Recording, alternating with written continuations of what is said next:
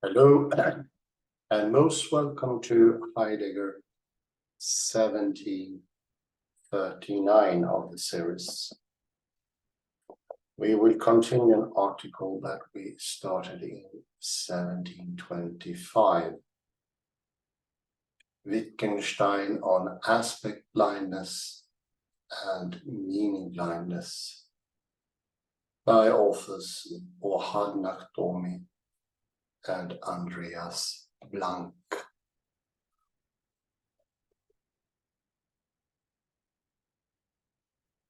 Are currently on page 65.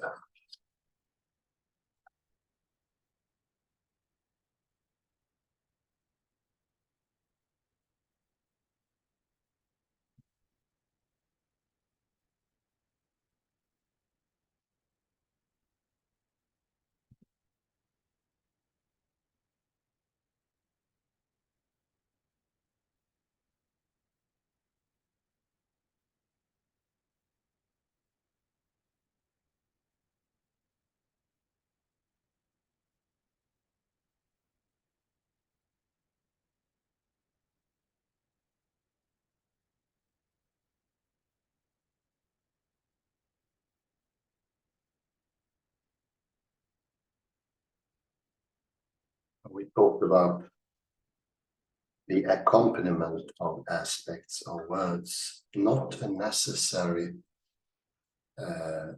starter or changer of aspect, but it can change aspect perception quite radically. We had an example with some cogs that could be seen to either go up or go down, depending on what you threw in together with it. Here we have the cogs. There is a deep connection with what we say and what we see. They are not unconnected. But the relation is not one of identity.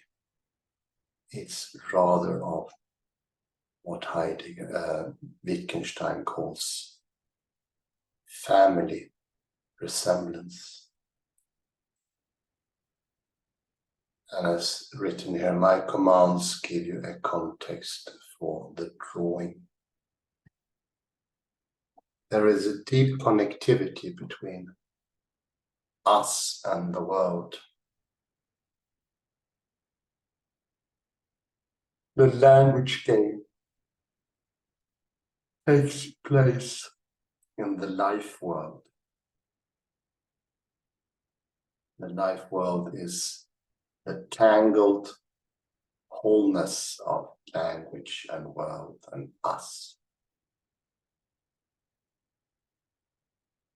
Whatever we do is tangled with what we think, what we feel, what we are able to express, sensing.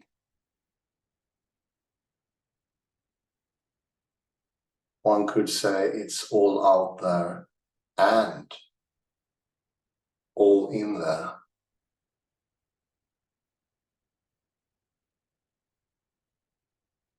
Compared to the so-called normal way of seeing these things, that language is connected to what's in my head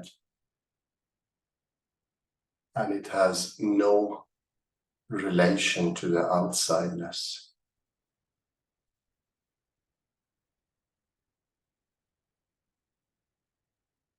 And what that would imply is that the outside world doesn't matter. What I do, how I act in my life, how I treat others, how I treat myself, clean, dress, order, something that led to changing this order of the lectures. They are now regulated, because not regulate them would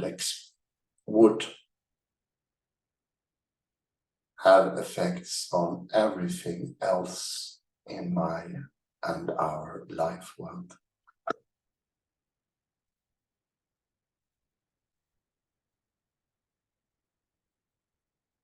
Knowledge or knowingness plays an important role.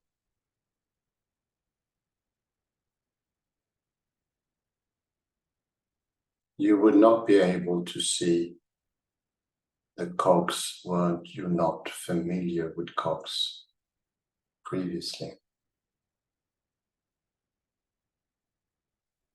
Our knowingness plays a great part in what becomes in the world.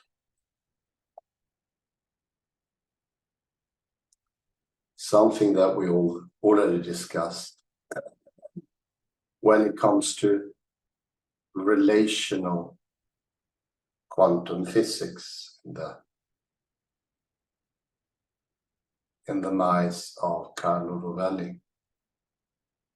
Everything is there, interconnected,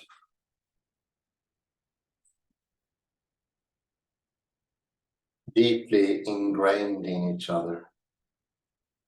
That is what makes it real.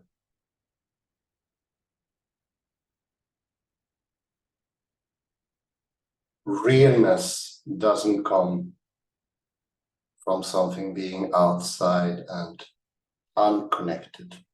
Realness is stemming from the connectedness, our acting with it. And that something is shared is from the beginning coming from that many people are participating in doing the same thing. Whether that might be, so to say, seeing, sensing, or doing, is not really of great importance. But many people doing the same act makes for reality.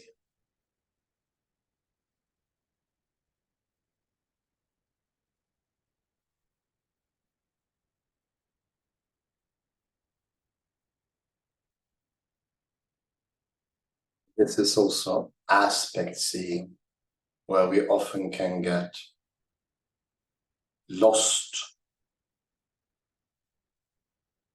in the duck rabbit example. We can see two different animals, which could lead us to the misunderstanding that there are two visual objects. We get a doubling of reality.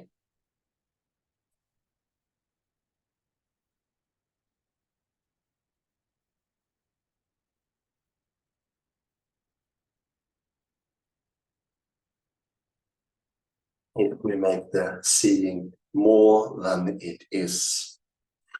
And we will continue where we left off. Aptly enough, the last word was tangled. It's the second paragraph on page 65. Page 10 in the PDF.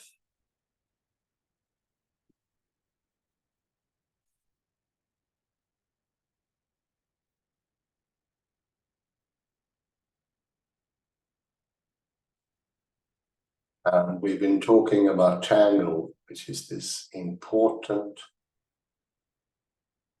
connection between concept, word, knowingness, seeing, and experience.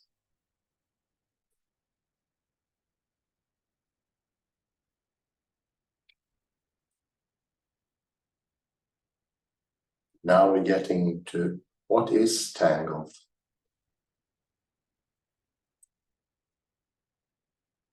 But how Is it tangled?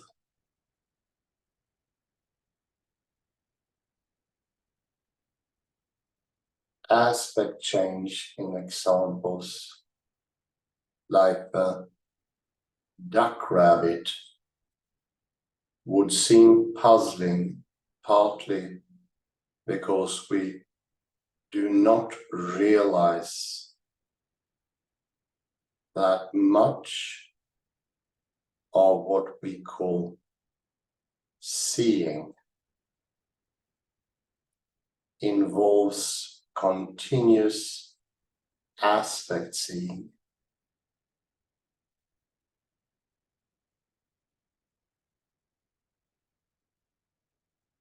But let us not lose sight of the fact that aspect seeing involves seeing.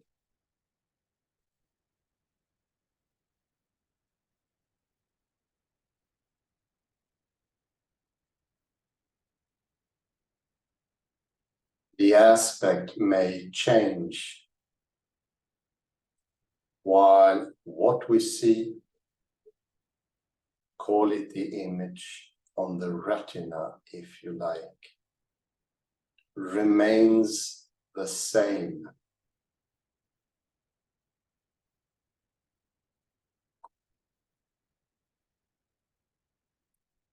Likewise, we fail to realize that continuous aspect seeing presupposes a phase of acute aspect seeing, or to put it in other terms, that we learn to see signs, pictures, and words under certain aspects.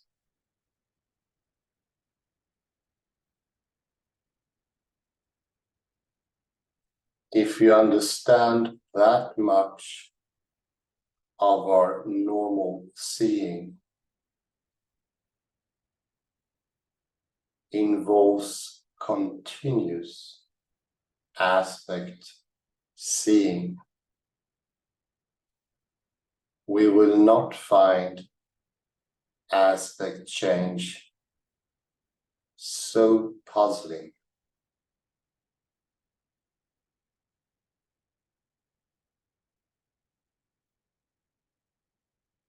But it is through considering aspect change that we can come to appreciate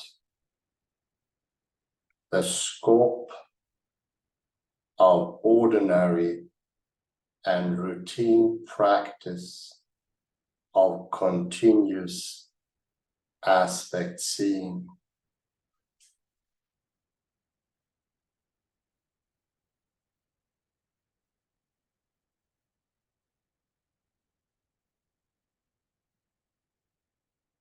Since an aspect-blind person cannot experience the dawning of an aspect, or more generally, the acute moment of aspect seeing,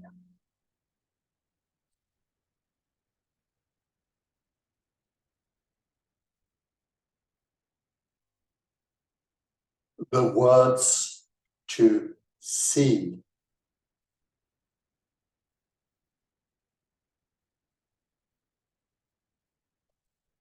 the sign as an arrow could make no sense to such a person.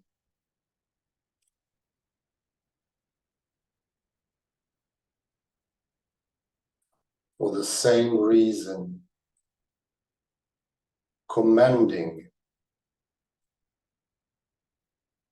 an aspect blind person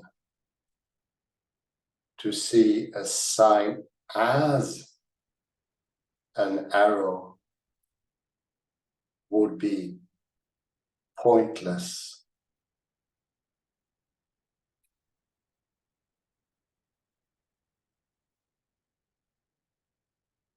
An aspect blind person lacks the ability to learn to see the drawing as an arrow.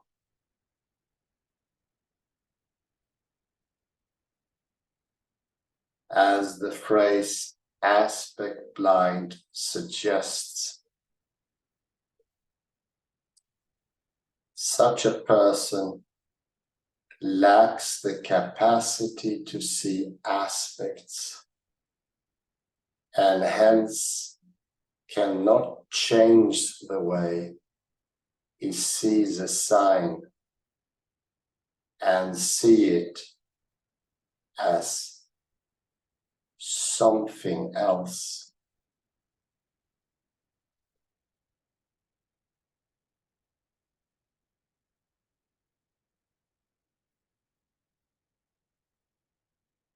A complete inability to see aspects in the acute stage would also be destructive to our normal linguistic practices, and especially the practices of language acquisition.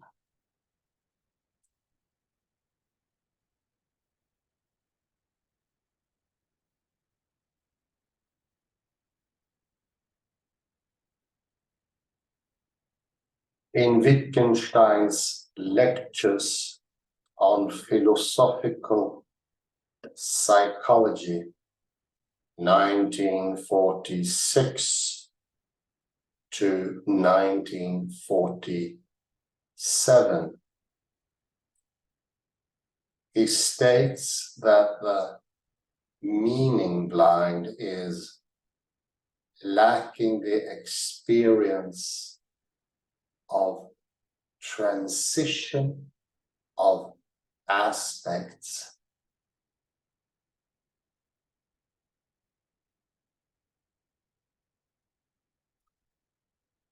This seems to be in tension with remarks that play down the role of experience,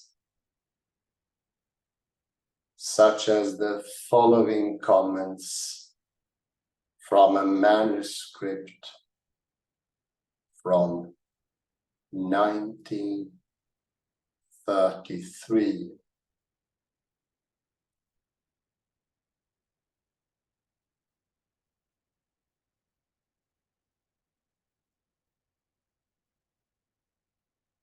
The system of language does not belong to the category of an experience.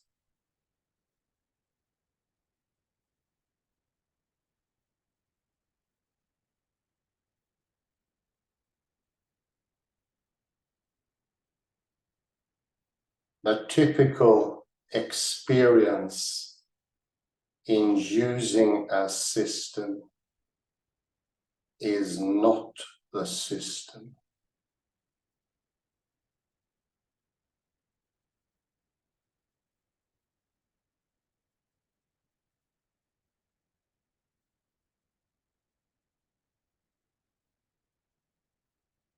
When we shrug the mental experiences, what one would call the experiences of meaning, are not essentially different from those when uttering a word or a sentence. Maybe I do not know, God knows.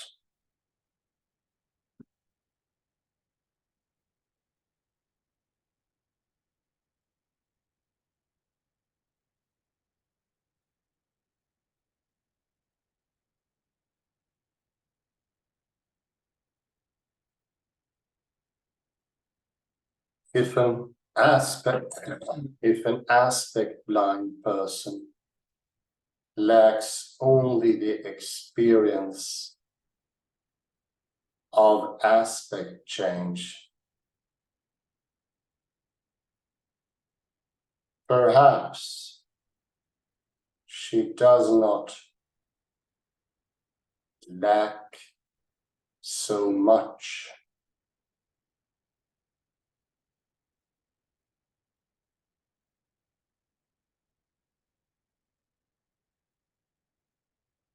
In this regard, aspect blindness might indeed apply to fine aesthetic cases.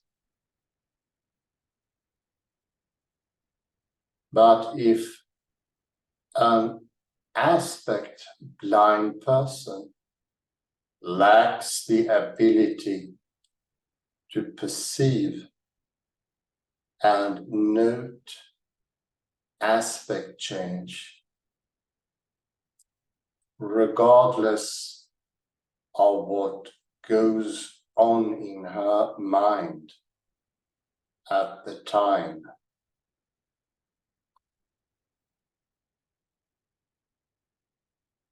then it seems that she would lack something much more fundamental, namely a necessary condition for understanding and using a language.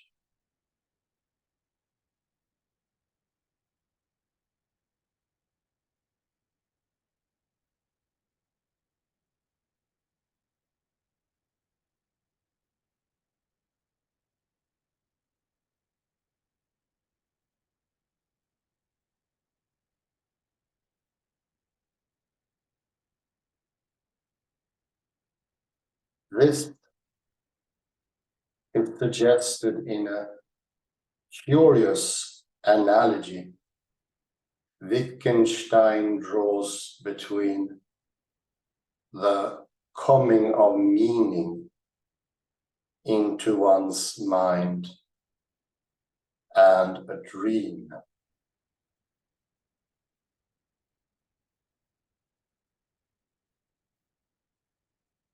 If I compare the coming of meaning into one's mind to a dream, then our talk is ordinarily dreamless.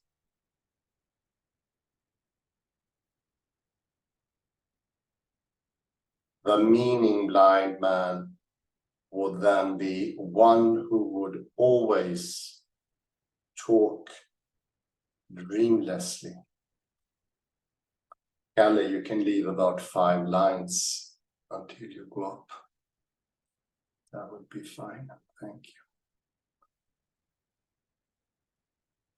you. This analogy is certainly not transparent,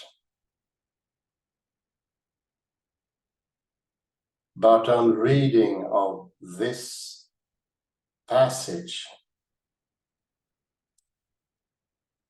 the coming of meaning corresponds to our learning to see certain aspects associated with science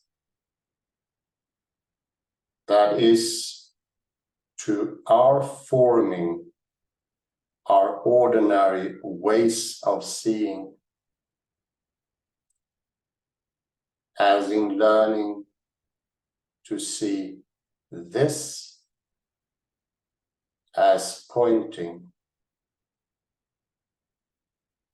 and as pointing upwards rather than sideways.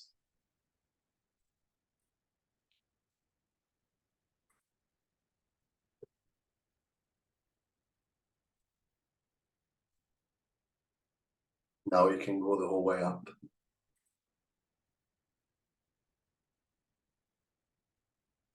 You can let me each time read like 5 lines and then go up.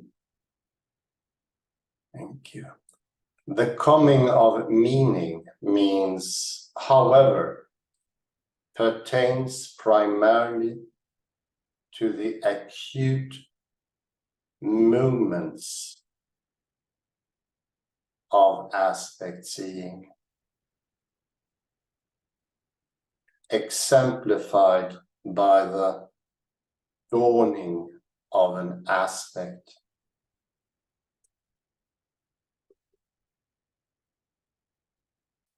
If such aspects harden into rules that guide our linguistic practices, we continuously see and make similar judgments according to these aspects.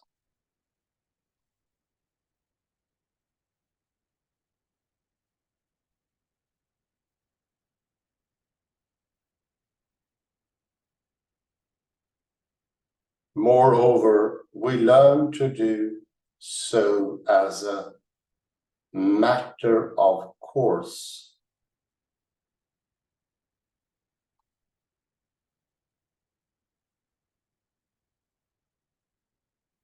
In virtue of such acquired aspect seeing, we routinely identify the same figures in pictures, the same orders in signs, and the same letters in different fonts, and so on.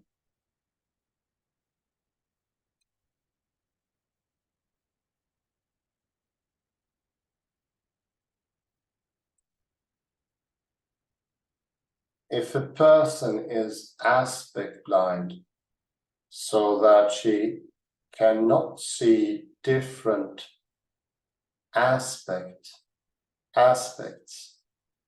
she would be unable to see a sign in a different way, and it is questionable whether she would be able to see a sign as meaning something at all.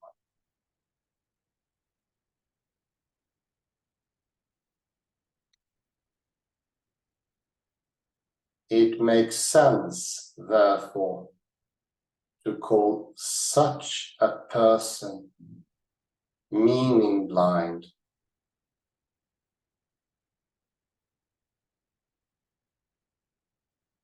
As Wittgenstein says,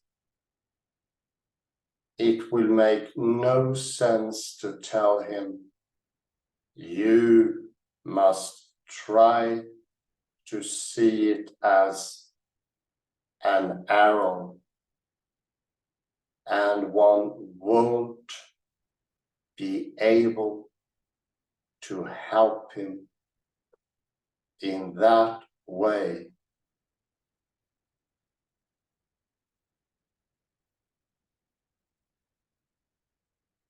if it makes no sense to tell a person to try and see different aspects of a drawing, it seems to follow that such a person lacks the very ability required to see something as something else.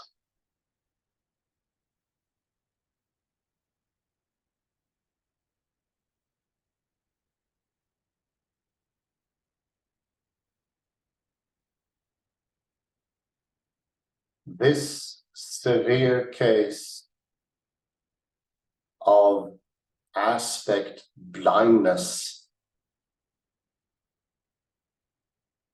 would imply that seeing something under an aspect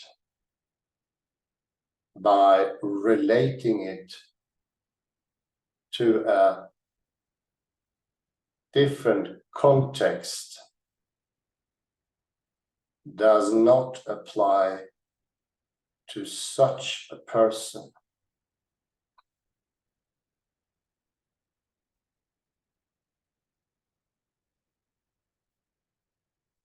In other words, if an aspect blind person cannot experience the acute stage of aspect change,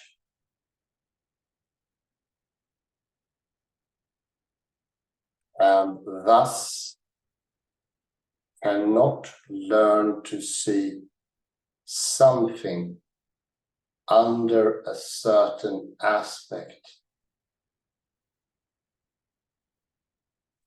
it would make no sense to attribute continuous aspect seeing to him either.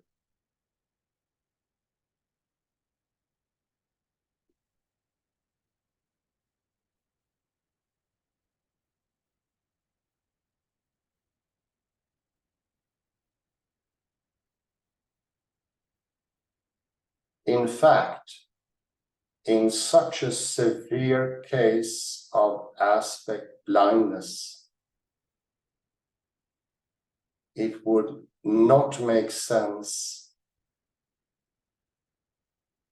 to say that one sees under a certain aspect at all.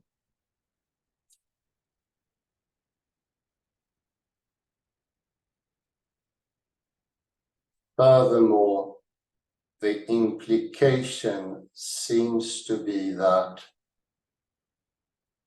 if he cannot learn to see in different ways, that is, cannot change his way of seeing, meaning never comes into his mind.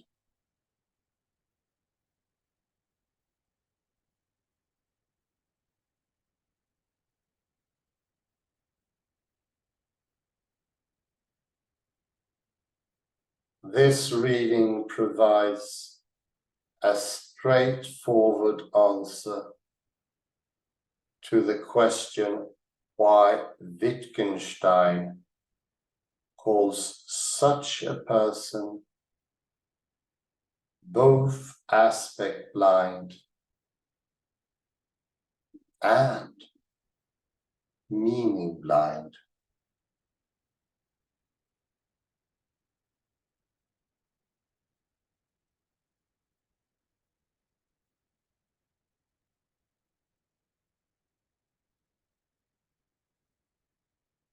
Peter Geach notes from Wittgenstein's lectures in 1946 to 47 indicate that Wittgenstein connects the acute phase of aspect seeing with forming new conceptual connections. Geach reports the following remark about the ambiguous duck-rabbit figure.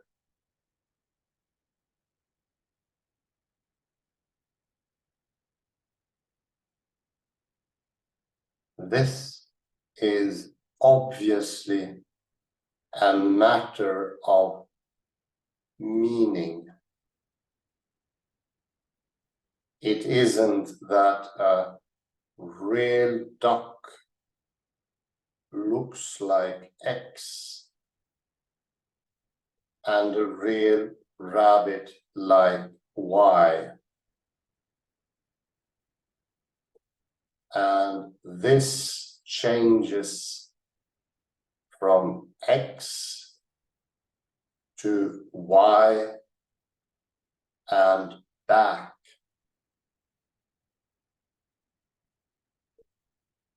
Nor even that an unambiguous picture of a duck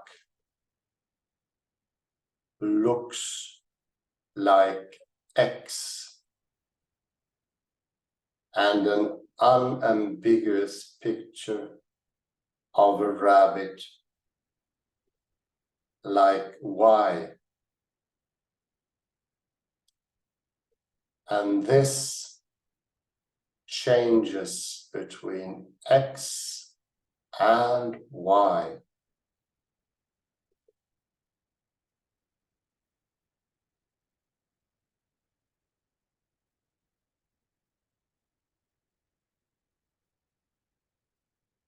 Seeing the connection between the duck-rabbit drawing and, say, rabbits relies on making a similarity judgment concerning the conventional way we describe and represent rabbits.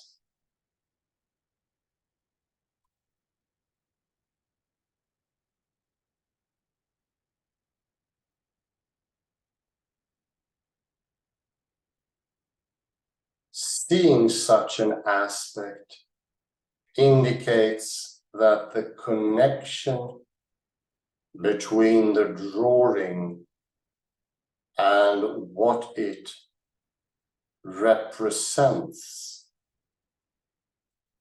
has become part of our linguistic practice.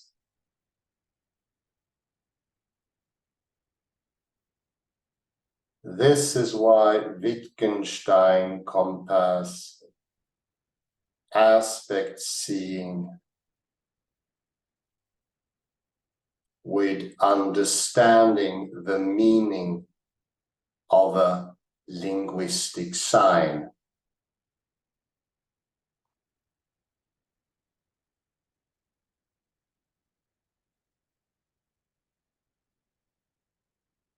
The aspects we see in the drawings are ways in which we represent ducks and rabbits. Such aspects are not a matter of mere visual similarity, but involve conventions of representation which play a role in both ambiguous and unambiguous drawings.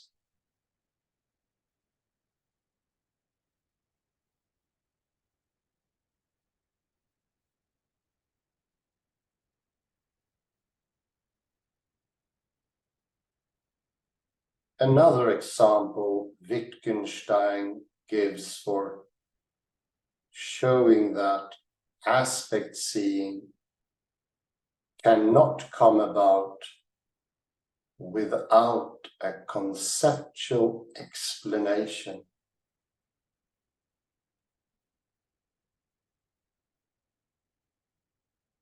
is the figure of a cross, which can be seen as a cross lying on the ground, a cross standing upright, or as a diagonal cross leaning to one side.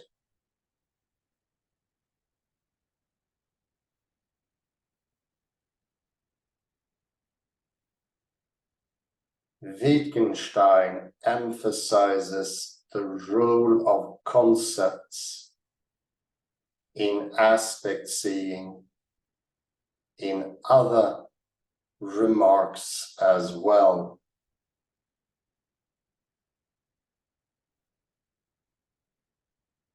He writes, sometimes the conceptual is dominant in an aspect.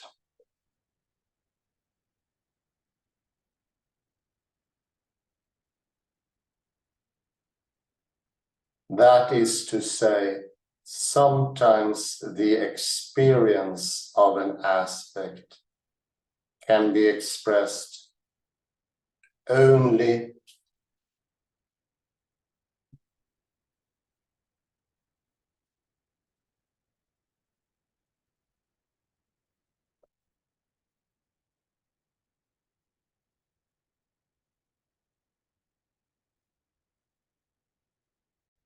that is to say, sometimes the experience of an aspect can be expressed only through a conceptual explanation.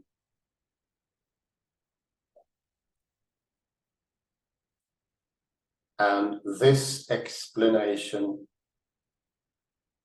can take many different forms.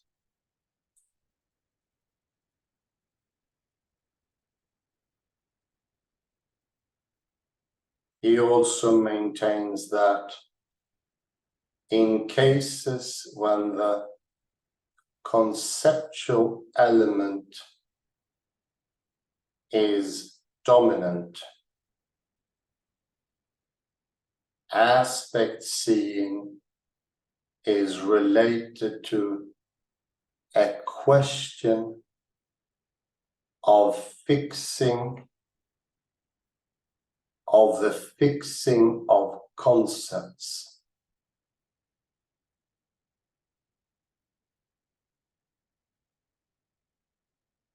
On another occasion, Wittgenstein states flatly,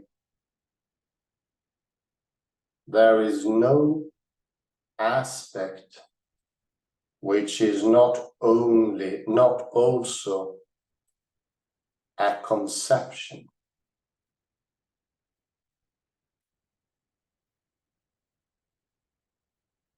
Let us illustrate this claim.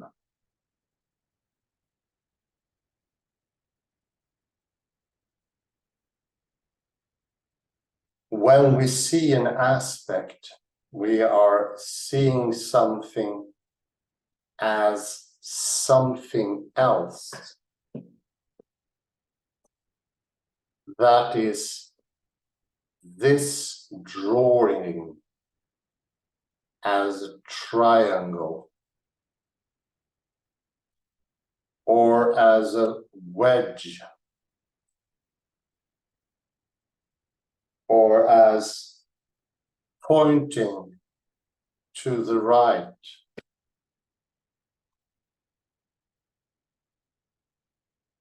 In this example, one aspect corresponds to the concept of a triangle and one to that of a wedge, one to the concept of pointing.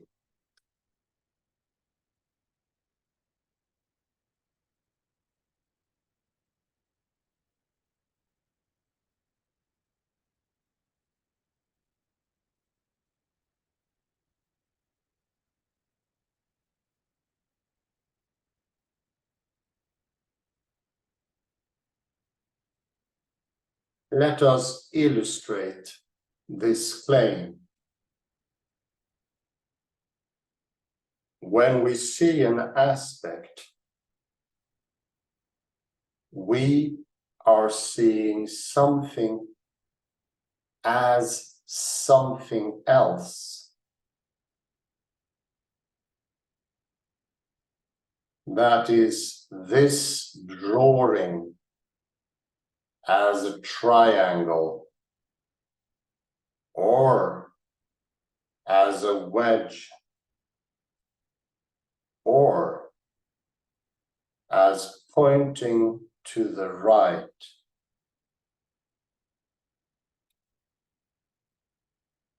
In this example, one aspect corresponds to the concept of a triangle, one to that of a wedge,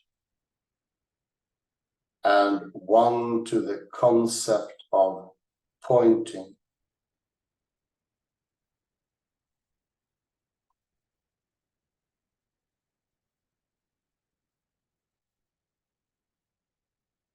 These passages make it evident that for Wittgenstein, aspect perception has a conceptual element as well as a perceptual one.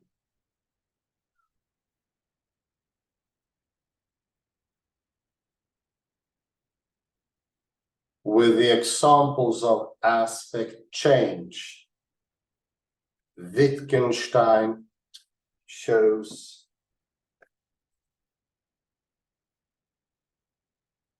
that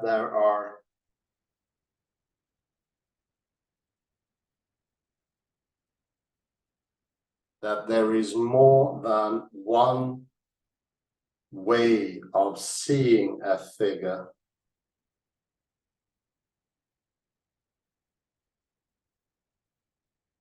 and that we can learn to see a figure in a certain way among others.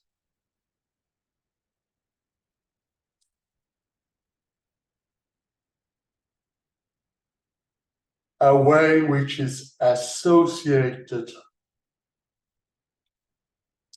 with the aspect under which we normally see it in a given context.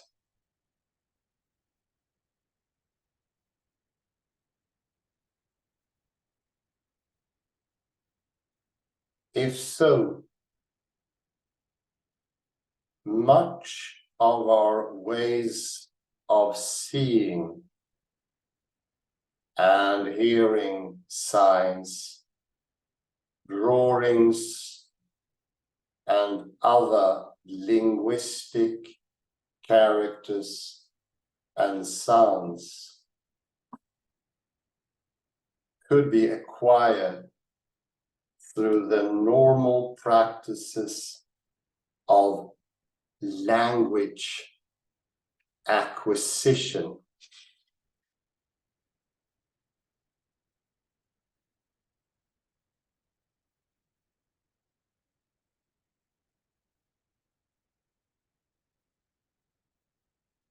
I think we make a stop there.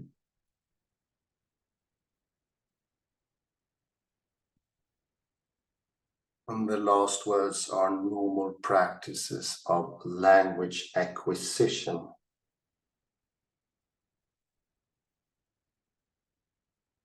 Oops, go down again. 68, yeah, that's good.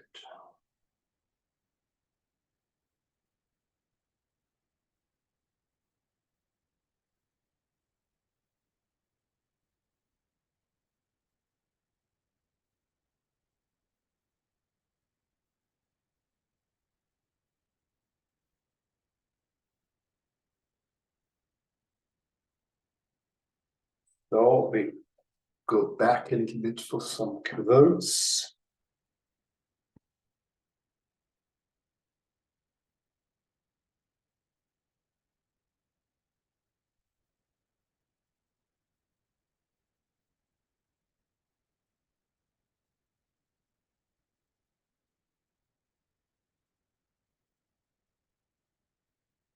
So generally we can say that to see something as something is to see aspect. To see something as different. And that, oddly enough, also applies for sameness. And without the deep tangledness, concept, seeing, perception, and directedness, we will see less.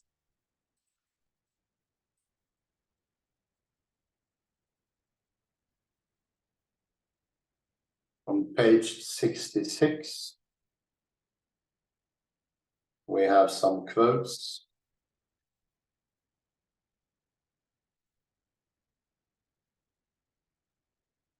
From Wittgenstein's Nachlass.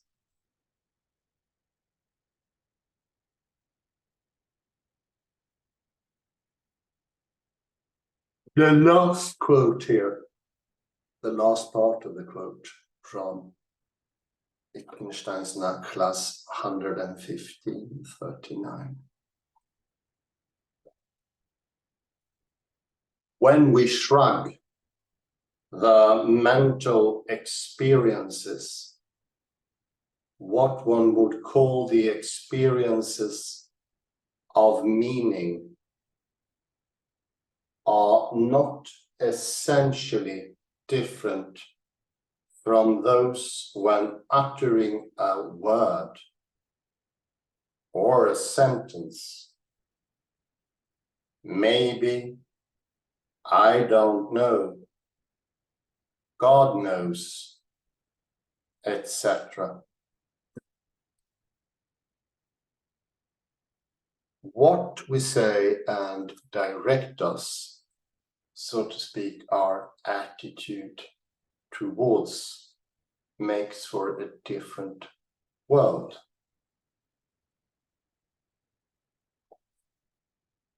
The concepts in these ways are deeply tangled into what we usually refer to as outsideness.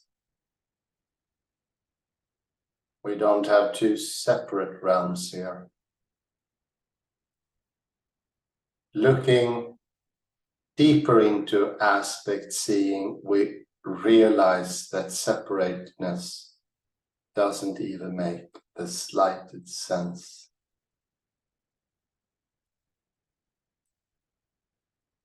it just falls to the side.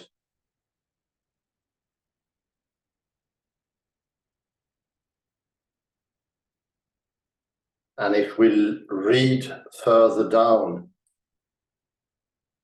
but if an aspect blind, 4 sentences down from the black, but if an aspects blind person lacks the ability to perceive and note aspect change, regardless of what goes on in her mind at the time, then it seems that she would lack something more fundamental, namely a necessary condition for understanding and using a language.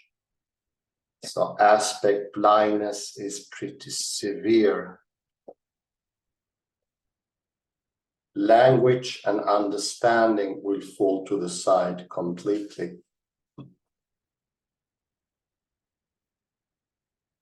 There will be no understanding, talking, no mental movement whatsoever.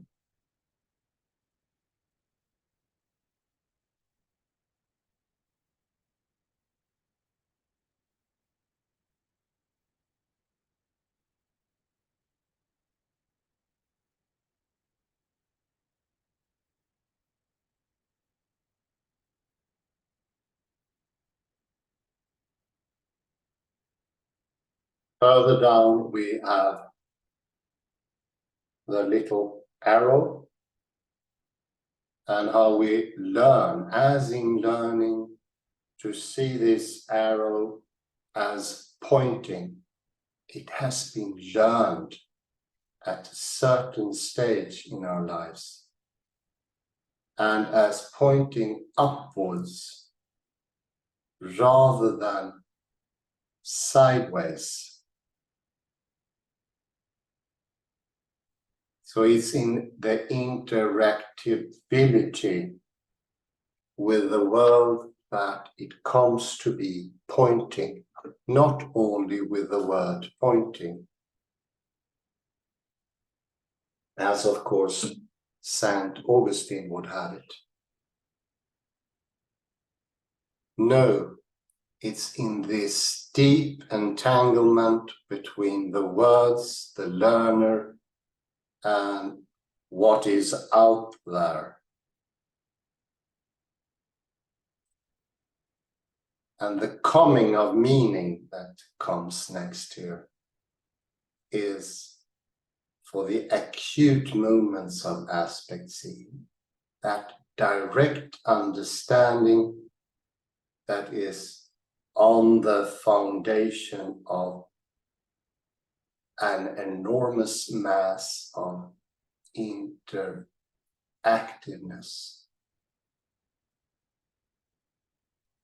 If we go further down, these aspects, if such aspects harden into rules that guide our linguistic practices, we continuously see and make similarity judgments according to these aspects.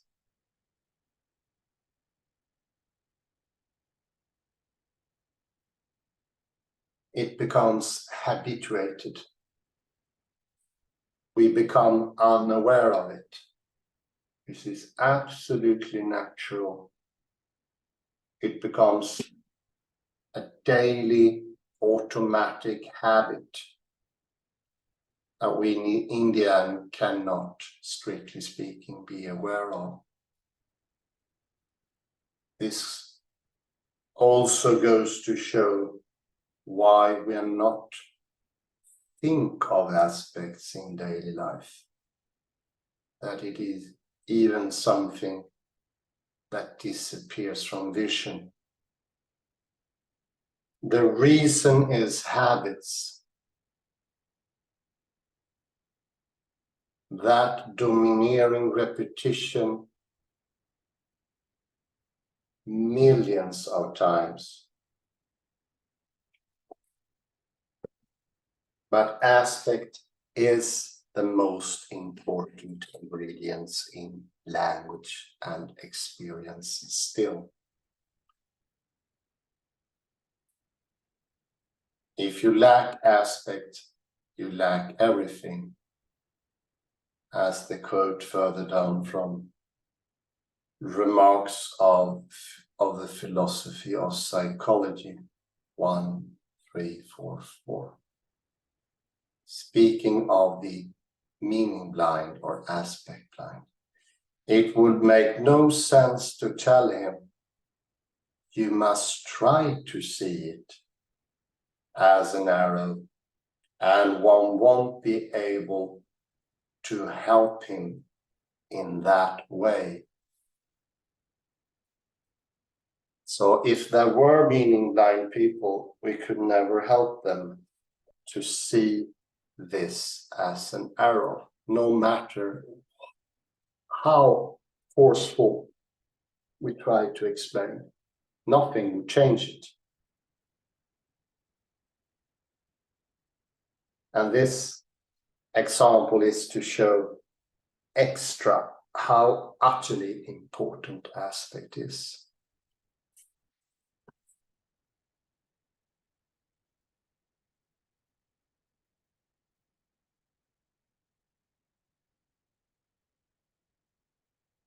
And further down, this is amplified by Geach. On the end there we have a quote. This is obviously a matter of meaning. It isn't that a real duck looks like X and a real rabbit like Y. And this changes from X to Y and back, nor even that an unambiguous picture of a duck looks like X, and an unambiguous picture of a rabbit like Y. And this changes between X and Y. So what's behind this? Well,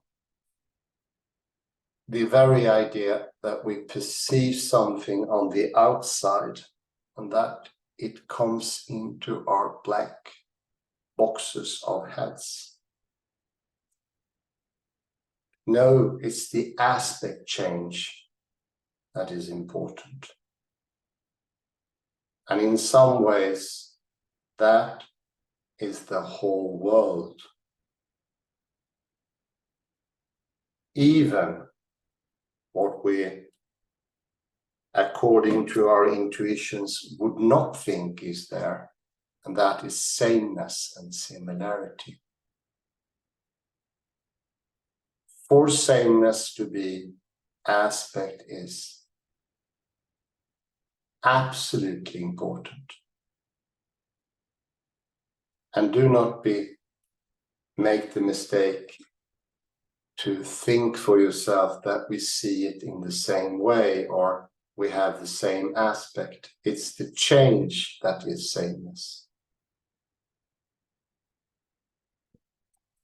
Because same is a word in language. Same will evoke our ability to see the aspect of the property same. So sameness is not out there, it's in the tangled happening.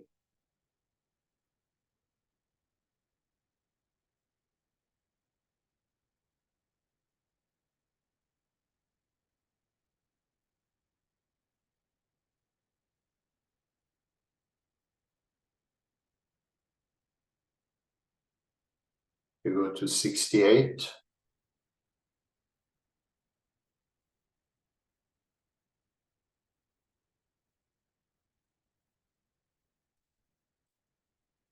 Ten lines down. Wittgenstein emphasizes the role of concepts in aspect seeing in other remarks as well. He writes, sometimes the conceptual is dominant in one aspect. That is to say, sometimes the experience of an aspect can be expressed only through a conceptual explanation. And this explanation can take many different forms. We can have a feeling sometimes as somebody says to us, do you see the rabbit in the ambiguous figure? Then, in that particular moment, concept does play a greater role. But aspect is constantly there. We are simply not aware of it. And later down we see on another occasion, Wittgenstein states flatly, there is no aspect which is not also a conception. And to that we can add meaning. Having meaning is aspect seeing. Without aspect seeing, there can be no meaning. Therefore, the conclusion so far is that the aspect blind is also meaning blind. The last paragraph, let us illustrate this claim. When we see an aspect, we are seeing something as something else. This drawing as a triangle, or as a wedge, or as pointing to the right. In this example, one aspect corresponds to the concept of a triangle, and one to that of a wedge, one to the concept of pointing. So it's all there. Do you see now how it's all in each other at the same time?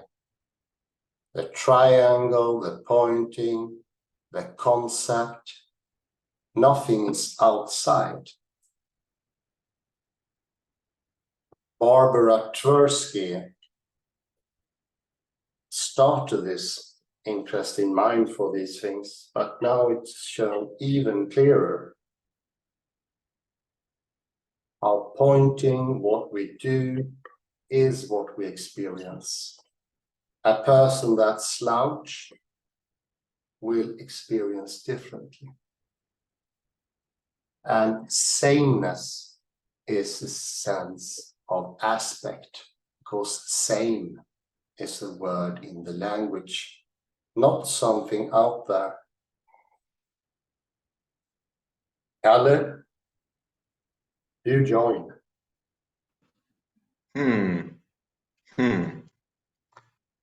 Yes, this paper made it clear, really clear, that Augustine did wrong. And we see it especially in this example here.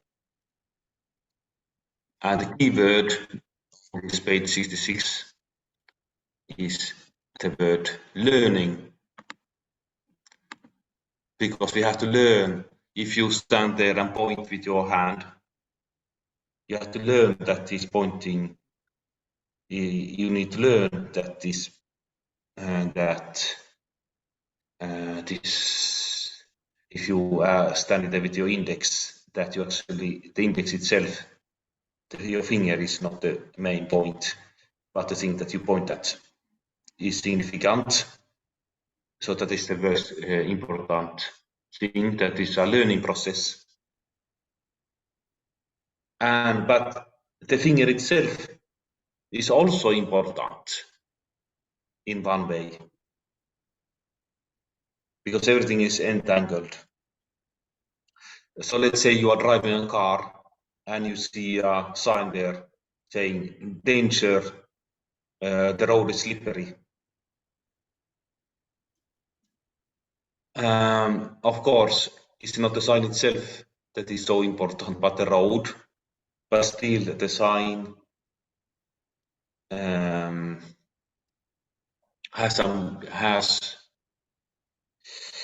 entangled with the meaning of the with the road.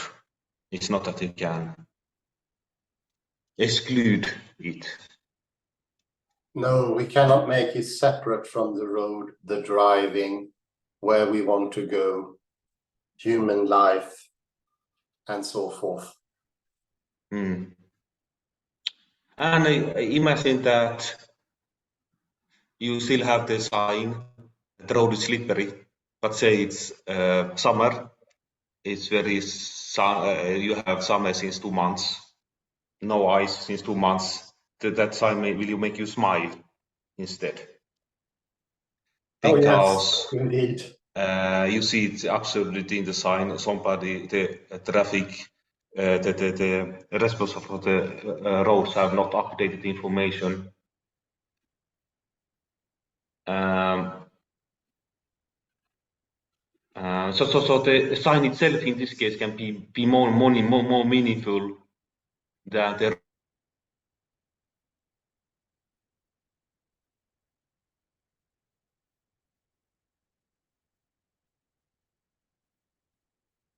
Yes, most definitely.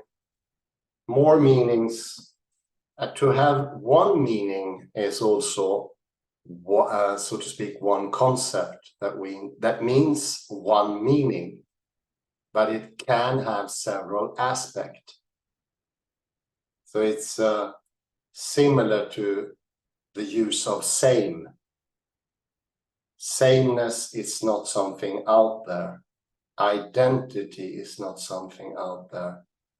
Those are concepts in our language that needs aspect seeing.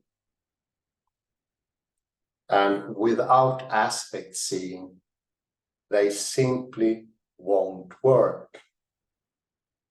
It's a necessary ingredient.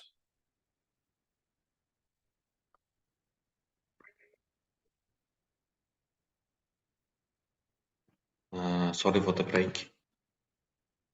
No worries, I just mentioned sameness is also as a part of aspect seeing. Such is also identity.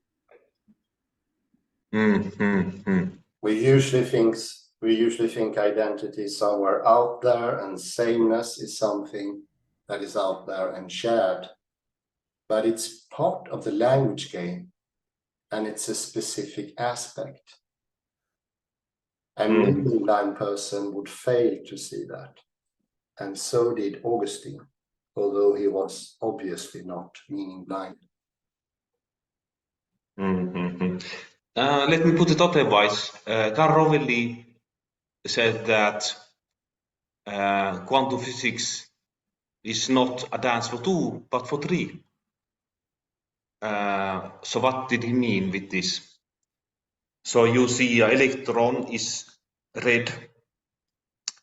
So you need a third person observer to control if there's a second electron, if the second electron is red too, to control if they're entangled. So the two electrons cannot themselves control if they're entangled. You need an observer that controls the two electrons. Therefore, quantum physics is not a dance for two, but for three. Oh yeah. So you could say that For instance, with the hand pointing, that the hand itself, what do you call it? It's an observer that is part of the experience. Yeah, very good. It has it's not a static thing. It has eyes, so to say. Yes. Because let's say that is the parent is showing you for the first time to the child. In Augustine's example, you had a parent, say let's say a father showing to his boy with his finger that this thing is the table.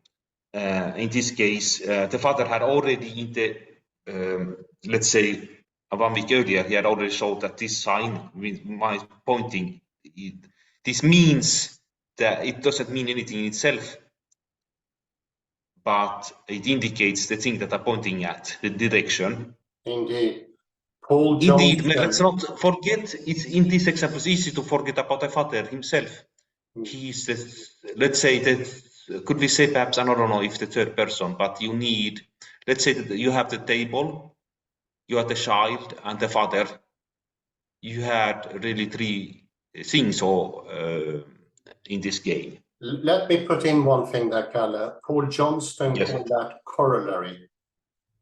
Okay. Corollary, and it's a checkup. It works the same as an observer, and it is the observer. And we need a corollary. For instance, to understand things, we need something that checks it. But the checking thing, the outside world, is also what makes the concept workable. So yes, indeed. Very good. Yes, I'm like trying to apply Karovilli's example to this, what Wittgenstein is trying to say. So we need three persons, but strictly speaking, we don't have three persons yet. We have the child, the father, and the object. Indeed, a corollary is always present as an observer, you could say. So there is a third one there.